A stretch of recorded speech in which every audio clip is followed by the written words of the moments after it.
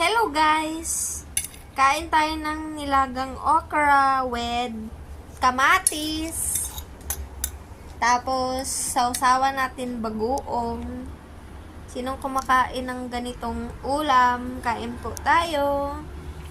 Masarap kaya yung okra. Paborito ko yung okrang nilaga lang. Kain tayo with kamatis. Ang sarap!